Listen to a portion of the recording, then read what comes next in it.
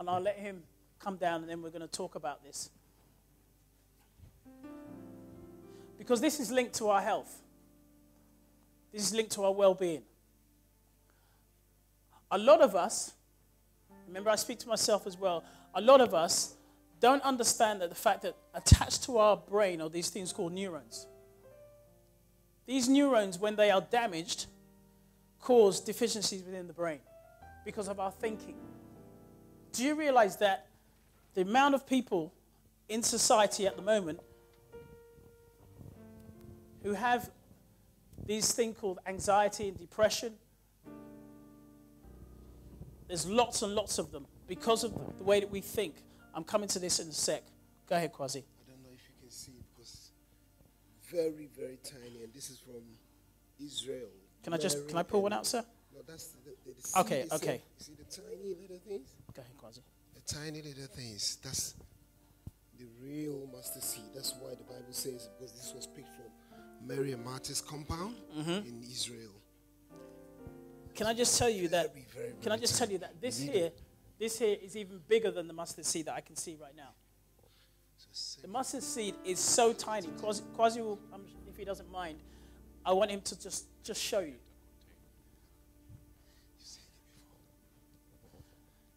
This is how crazy it is. Can anybody see that? Can anybody see that? Can you see it? Thank you. Because I can just about see it without my glasses, let alone with my glasses. This is all that God is asking us to work with. This is all that God is asking for. That's all he's asking for. If you have the faith the size of the mustard seed, in fact, Jesus said it. If you have the faith, as Nikki was saying, the size of a mustard seed, you can say onto the mountain in your life, which means that the biggest obstacle in your life, you can say, I've only got this. But in my eyes, in my imagination, in my human imagination, it's much bigger. But because of faith, and because of our faith in God, this supersedes this. Does that make sense? And the thing is this, right? We're trying to feel the mustard seed through our human senses, through our five senses. We're trying to make it work with our five senses. And God is saying, no. It's the smallest thing. That's why Christ himself was disappointed when he said to the disciples, ye have little faith. Because he wanted to just say, hang on, all I want you to do is work with this. Man, can you imagine? God is saying, Jesus is saying, work with that. That's all it is. Can you put up the, unfortunately we had some IT problems, so I'm only working with 2 slides at the moment. Can you put up the brain, please, the brain? Okay. So this is how God made us. When he breathed into us, he put this thing called the brain inside of us. The brain is a muscle, okay? And the mind is basically the thoughts. So here are our thoughts, and this is our brain. Our thoughts, we're thinking about different things as you're speaking to me. You're hearing my voice, you're hearing the vibration of me, you can see me. You can't necessarily feel me unless I touch you. So it's all through our senses. And this is where the enemy comes in. Because the enemy plays through our senses. Have you ever got up in the morning, on Sunday morning, you feel great? You get up Sunday morning, you're praying, or you just think, okay, I'm on my way to church. And then bam, something happens. And you think, where on earth did that happen? You begin to think on what has happened. You begin to think, wait a minute, why did that person say that? Why did that person do that? And begin to get vexed. You get so vexed, right, that you can't even hold a conversation with anybody because you're too vexed. In other words, you're too upset. Don't talk to me. Leave me alone. Or you walk in, Agri looks at me. Don't tell me you don't do it.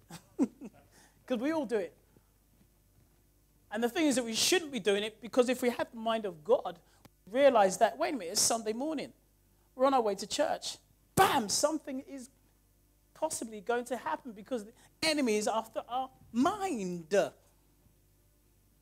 And so something will happen where he begins to plague on our mind.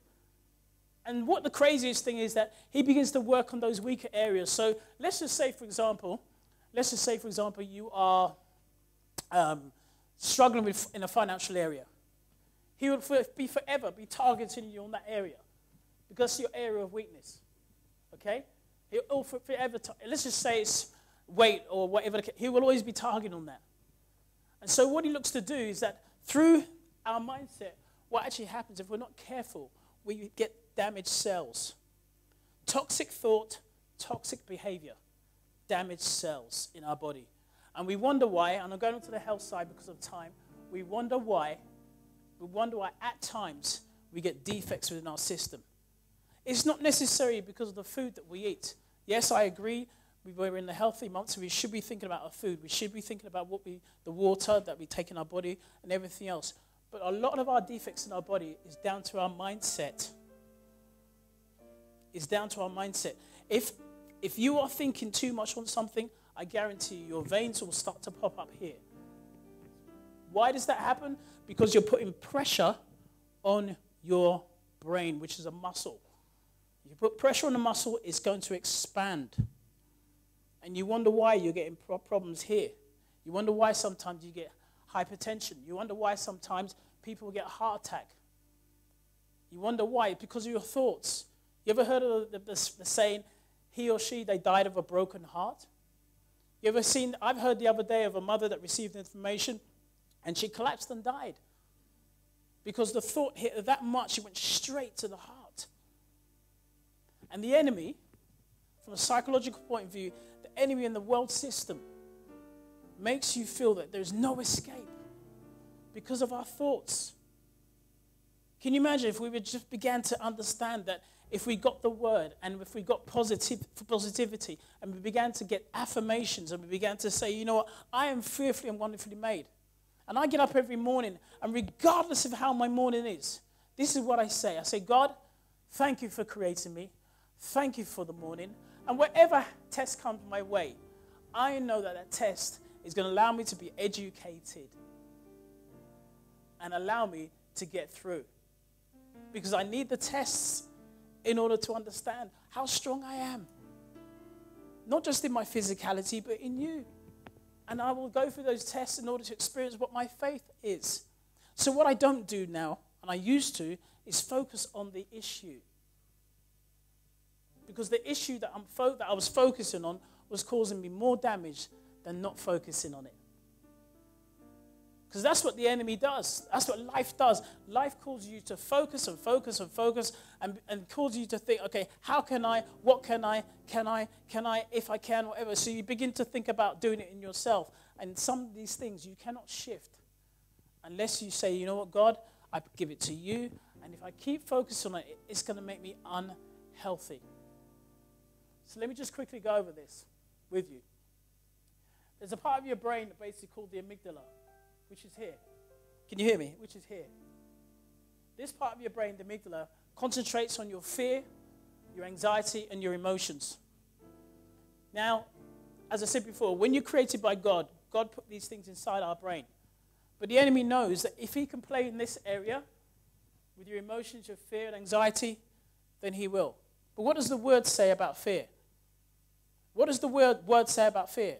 God has not given us the spirit of fear, but of love, power, and okay, let's repeat that again. God has not given us a spirit of fear, but of love, power, and a sound mind. Okay, so that means... So, bro? Okay. So what I'm trying to say is this. That which you are fearful of, it's the enemy of your mind that makes you feel that you cannot achieve it. Feel. Remember I said feelings. But God has not given us a spirit of fear, but of love, power, and a sound mind. Okay. So, if you are fearful of something, I said to you, fear is false evidence appearing real. It's not real because it's in your mindset. It's in your mindset. Because remember, even Jesus himself experienced this when he said, okay, when he was in the garden, he said basically, they said, the Bible says his sweat became as though it was drops of blood. It didn't become blood. It became like it was drops of blood. It means that his sweat was heavy. He was experiencing intensity. He was experiencing this. And you might say to yourself, how can the Son of God be experiencing this? He came in human form. That's why. He came in human form to experience what we were going through.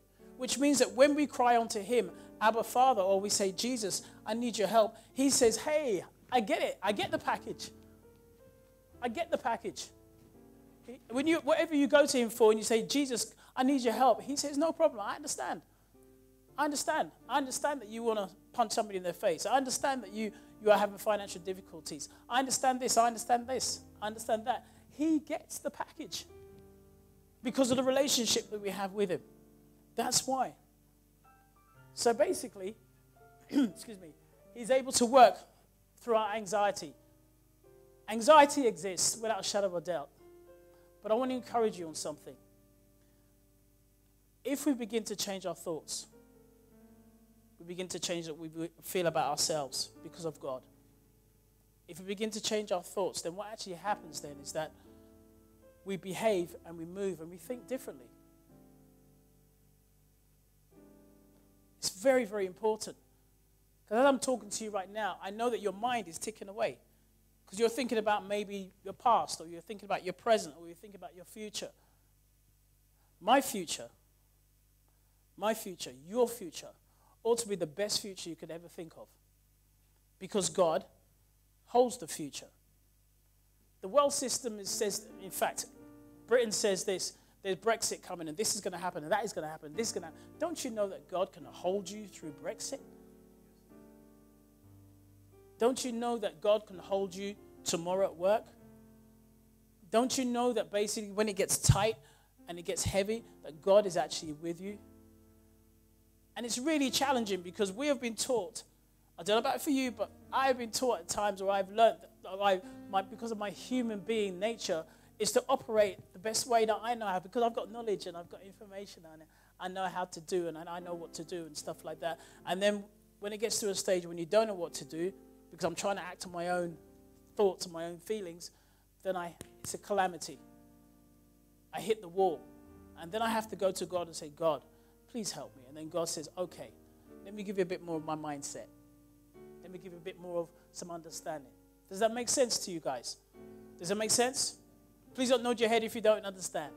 Because you're nodding your head is very easy. It's like when I say to people, do you understand? Yes, I understand. But you don't understand at all. I'd rather you say you don't understand than say you do understand. So it's about learning. It's about understanding. Anxiety, depression is something that a Christian experience. They do. I was always taught that Christians don't experience this. I mean, so long as I've got a body, I'm going to experience some stuff. So long as I'm in my body in this world, I'm going to experience some stuff that I probably didn't think I would experience. There are going to be things coming your way and my way that you have to ask yourself, okay, how do I get through this? And it does hit you. You get depressed or you get down and you feel anxious. But one thing I will say to you is this. God can get you through anything. God can get you through anything. There is nothing too hard for God. There is nothing too hard for God. God can get you through anything. There is nothing too hard for God. God can get you through anything. Anything. Anything. Financial situation. Anything. Relationships. Anything. Boss giving you a hard time, a challenging time at work. Anything. God can get you through anything. But it's what our thinking is. It's how we think. Seriously. You know, who's it? that used to sing Ain't No Mountain High Enough? Karen, help me with this. Who's that? Can't remember who it was. But there's that song that says, ain't no mountain high enough, ain't no valley low enough. Diana Ross. Okay, so Diana Ross was singing that for her own reasons. But can you imagine God was saying to you, ain't no mountain high enough? Can you imagine God singing that to you? Ain't no valley low enough to keep me away from you? And God might even call you baby, depending on your relationship. Because God has a crazy sense of humor. He really does. My desire in closing is this. Have the mind of God. I didn't say get all spiritual. I said have the mind of God. Have a relationship with him. And it's a challenge, but the bonus is when other people are going through, trust me, I've experienced some people. Okay, there was a guy that basically was outside my office one time, and I won't go into the detail, but let's just say that he decided he decided to step off a building, and he never made it. He never made it. And I actually saw it outside my office. And Quaz, I'll be honest with you, I looked at that, and when it happened, the coldness and everything just hit me through my body. And I thought to myself, wow. He was at a stage where it hit, like whatever happened, life had hit him so hard, so much, that he couldn't cope. What I'm trying to say is this. He was in a position that he probably felt whatever had happened, that situation, he couldn't cope. What I'm trying to say is this. We have Jesus as the bonus. It might be a hard-hitting situation that I've given you, but this is reality, ladies and gentlemen. The reality is that people outside of the system of God are in a challenging situation. And it doesn't mean we judge them, because we were there too. But it's a fact that there is a bonus with God. Have the mind of God. Begin to start your morning, not just with prayer, but speak to your mind. Speak to your mind and begin to say, you know what? There's some things that I need to change. There's some things that I need to do. And it's not easy, but my God, it gets easier. Every single time you keep saying it, because we're creatures of repetition. Every time you keep saying it, you'll realize that you keep changing, you keep changing. Build your health. Work on your health. Work on your mind. Work on your body. Because sometimes we can avoid some things because in our bodies because we can change our thoughts. Because when you change, things change. And you get better. You get better. Whatever you want to be, as I said before, call those things. Call those things. Call those things. Call those things. As I keep saying, I just love to be in a position where you guys, including myself, you're like, whoa, I'm doing this and I'm doing that. And I'm like, whoa, that is so good. It's so good. I'm doing what I've always wanted to do, Links. Whoa, that is so good. And if Karen wants to work in a jewelry shop, then that's so good. So good. And if you want to be a cook, whatever it may be, make it yours. Because God wants to be in a relationship with you. Change our thinking. Change our thoughts. Change our behavior. Change what we say about ourselves.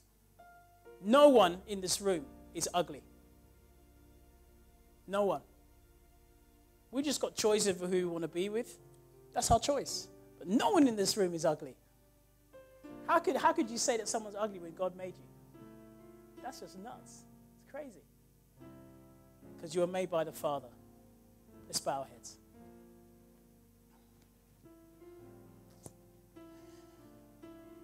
Whether we be black, white, pink, or yellow, large or small, it's irrelevant, God, because you've called us all. Father, would you change the way that we think? And I speak for myself too. So that we can become more like you. The fight is on within in our bodies and within our minds, God. But God, if we begin to fill our thoughts with positive things and our thoughts with you, and have the faith the size of the mustard seed, can you imagine what we can do? It'd be explosive. We have up to, so they say, Lord God, up to about 70,000 different thoughts that run through our mind at any given time throughout the day. We have the ability to pull on these things. But can you imagine, Lord God, that if we could just imagine that at least 60 to 70% of those thoughts, Lord God, were about what you want to do for us. About changing our behavior and changing the way that we think. We would do great things. So I don't know who's here this morning, God, but who really just needs you to do something in their life. Father, I ask of you, and I challenge us this morning to dig deeper in the personal relationship with you. Everybody's relationship with you is different. So we cannot judge somebody based upon what they do and what they say. But God, one thing we can do, by the fruits, we will know. So I want to thank you for these beautiful people. Because why are they beautiful? Because you made them. Oh, God. Why are they fearfully and wonderfully made? Because you made us. So I see myself and I see these people in a different light, God. Despite how we are in a different light because of your grace and your mercy. So, Father, as we leave, bless them, I ask. Every minute, every second, every hour, every week, every month, every year. Father, bless them. Because they got needs. They got wants. But God, if they begin to change their mindset, I wonder what you could do in their lives and in their health. Ladies and gentlemen, have a fantastic week. God bless you. Enjoy. Put a smile on your face because God loves you. He's given you the day. It's 11:15. You've got the rest of the day to be happy, to enjoy, and be grateful.